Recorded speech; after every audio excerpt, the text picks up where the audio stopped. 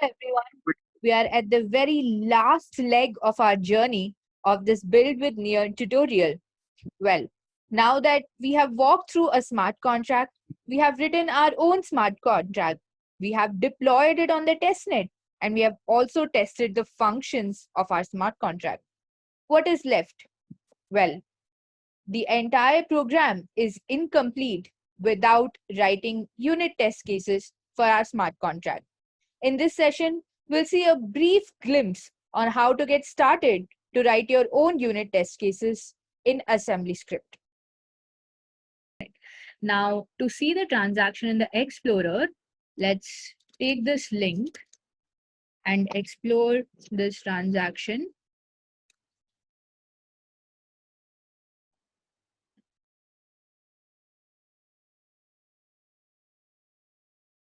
Right. So we can see that end game was called, some transaction execution happened, the winner was declared as Gyan Lakshmi or testnet, and you can see that the total amount, that is 20 near, has been transferred to the winner. So our function has been successfully executed. Now, this brings us to the end of the contract itself, right? We have deployed the contract, we have run the contract now. A couple of modifications, of course, you can do, enhancements that you can do is to ensure that you add some more edge cases, that once a particular game has joined, only then the game can be ended. Only when a game has been created, you can join the particular game. Etc. You can return the different number of games that have been created, right, which are in created state, and then figure out how to go about joining that game. So ideally, players can choose which game do they want to join depending on how much stake is there in that game, right? And you can vary, you can play around with the amount of stake that has been given initially, and then based on that, the player who joins the game should at least put in that much amount of money which has been initialized for that particular game. Once one player has joined the game, nobody else can join the game again, so the join game should not be called. Things like that, you can create all the checks around that, add some more getters from this to obtain the value of the data throughout the lifetime of your game, right? So what is the next thing that we need to do? Let us quickly write some test cases for this, right?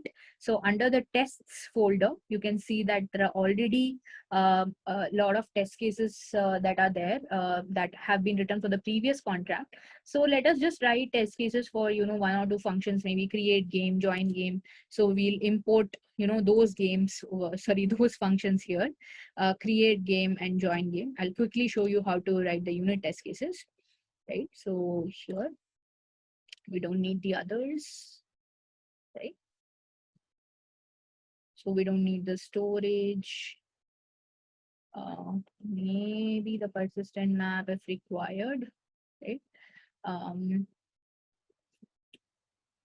don't think we need all this,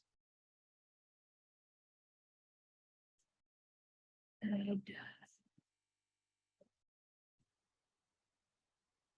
Okay, so here we are going to say create a game, right? um so we are going to set the current account ID to, okay, so the contract signer, I think, can be the same for us. It doesn't really matter, right?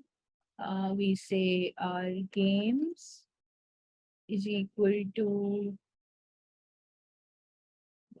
I don't think we need this.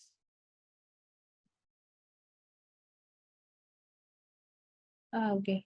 Do we need a before each? I don't think so. Let's remove the whole thing, right? So game contract testing, right? We don't need this persistent DQ. Let's remove this.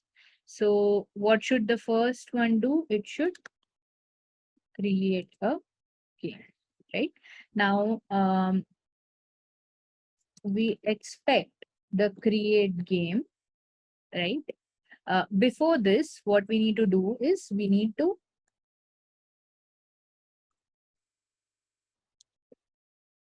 So we need to set the attached deposit, right? To say 15. KU128 dot. Okay, let us go back. I need to refer this as to how to set the initial deposit. I'm going to go back to my previous contract and see. Okay, all right. So the number of zeros is what I'm always confused about. All right.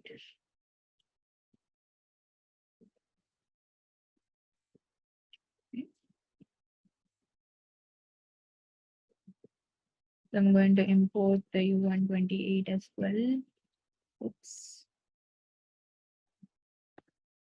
Okay, so I think this should set as 5 near, right? And I'm also going to set text dot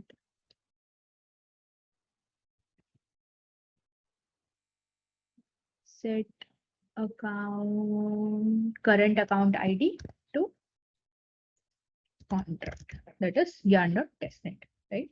Now I expect, so this will create the contract, right? So what does it return? It returns, so you can see what and all are the different conditions that you can have. So I obviously expect it to return something that is finite, because it is going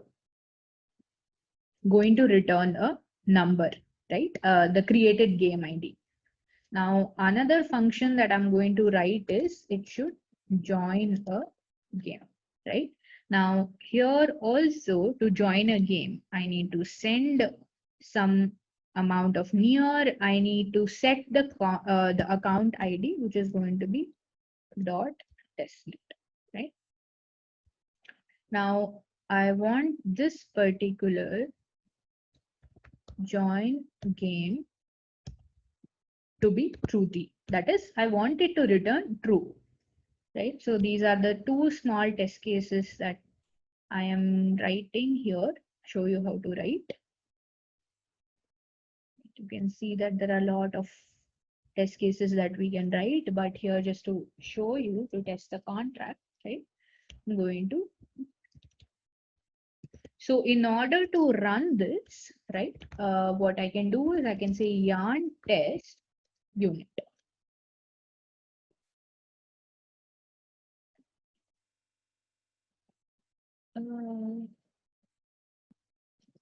Sorry, is the space the problem? Yeah. Okay. So this will run the tests that we have written in our,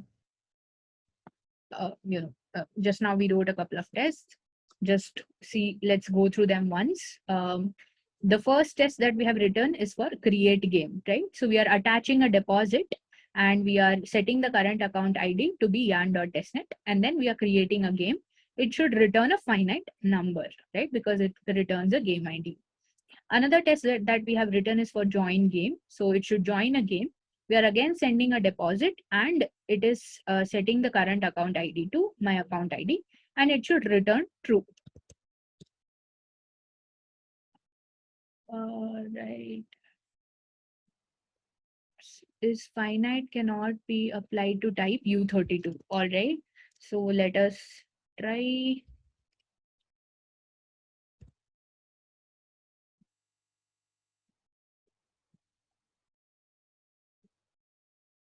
Mm.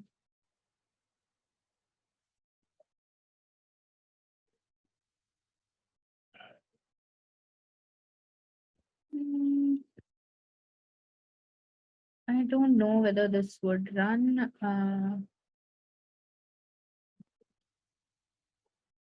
Okay, let us hope that let us try to be truthy. So if the game ID is written properly, it's considered true, right? Meanwhile, I will figure out how to use this expect in assembly script testing. So there is something called ASPECT testing framework, which I'm not 100% familiar with. So that's probably why I'm not sure why how I can compare the U32 return properly. So for now, I'm just hoping that if it's a positive number, it would just return true and add it to be true D. But yeah, I will explore this and maybe add the answer when I do find out in the description box. So you can look out for that. So sometimes the tests take a little longer to run, and that's what is happening at this point. But hopefully it does run soon.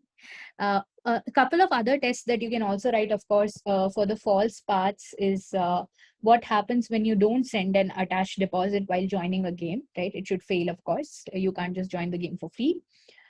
Then you can also test the transfer function that is inside your end game when you're testing end game, whether the total amount of money was transferred to the winner or not, and things like that. There are a lot of tests that you can write. Sky is the limit. But here I'm just showing you an example as to how to write, how to get started with writing these unit tests, right?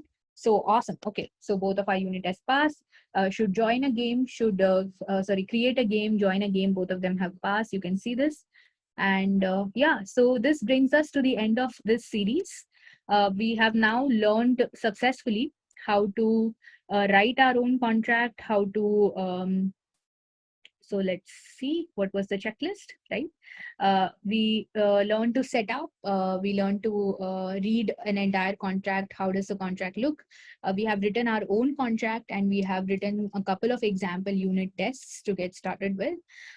So yeah, thank you so much for watching this series. And if you do love the series, please share your thoughts in the comments. And if you would like me to make more, what are the topics that interest you?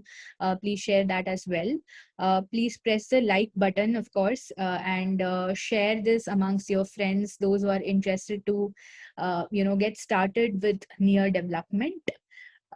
If you have any questions, feel free to put it in the comments or feel free to email me as well. I'm happy to help if you have any ideas that you're getting started with, right? Thanks again. I hope now you're able to write your own smart contract or understand how to start writing smart contracts in assembly script for Near. Near is a really amazing blockchain. It offers a lot of cool features that you can explore with minimal gas fees, right? So definitely explore this ecosystem, and there's so much more to learn. I'm happy to have a chat with you anytime if you have any questions on the same, right? Ciao, everyone, and have a good day, good evening, whenever you're watching this. Thank you, everyone, for joining me on this beautiful journey of this particular series, Build with Near. I'm excited for you to write your own smart contracts and unit tests, and of course, build your own end-to-end dApp using what you have learned in this particular series. All the best, and looking forward to seeing your awesome dApps come live on the Near mainnet.